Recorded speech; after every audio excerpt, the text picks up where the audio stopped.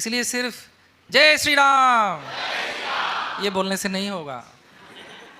रामचंद्र, भगवान श्री रामचंद्र जो करके दिखा रहे हैं, अगर उसको आप देखेंगे, और वो अकेले ही नहीं, वो अपने भक्तों के द्वारा, उनके अनुयायी के द्वारा, उनके पार्षदों के द्वारा जो शिक्षा हमको देते हैं, वो अगर हम पढ़ेंगे, उसका अगर हम अध्ययन करेंगे और उसको समझने की कोशिश करेंगे, जीवन में उतारेंगे, तब जाके हमको समझ में आएगा जय श्री राम का अर्थ क्या है।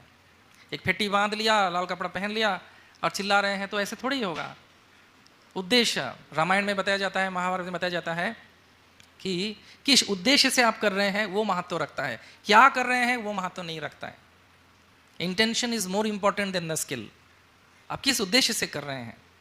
अगर समसिद्धिर हरितोषणम, अर्थात नारायण का संतुष्टि के लिए अगर आप नहीं कर रहे हैं कुछ, वो व्यर्थ है, वो बेकार है, समय बर्बाद है, नौटंकी है। वो नौटंकी देखे हैं कभी? नौटंकी मतलब ऐसे ही चलता है, चलो भैया कुछ नौटंकी दिखाओ, टाइम पास। तो इसलिए रामायण में इतना विशाल है, ये बताया जाता है कि रामायण पाठ के लिए 9 दिन चाहिए, सवेरे शाम। और चाणक्य पंडित बोलते हैं सवेरे उठ के ही रामायण पाठ करना चाहिए। हमारे प्रतिष्ठाता आचार्य श्रील प्रभुपाद जी ने बहुत इच्छा रखा था कि रामायण के ऊपर वो टीका देंगे, लेकिन समय नहीं मिला उनको। प्रभुपाद जी ये भी बोलते हैं श्रीमद् भागवतम पाठ और रामायण पाठ सेम है, एक ही है, क्योंकि इधर कृष्णचंद्र है, उधर श्री रामचंद्र हैं। इसलिए प्रभुपाद के अनुयायी बहुत सारे शिष्य ने रामायण के ऊपर टीका लिखा। खास करके दक्षिण भारत में रामानुज संप्रदाय के भक्तगण, इस वैष्णव जो धारा है, इसमें रामायण के ऊपर बहुत सारा शिक्षा दिया गया है।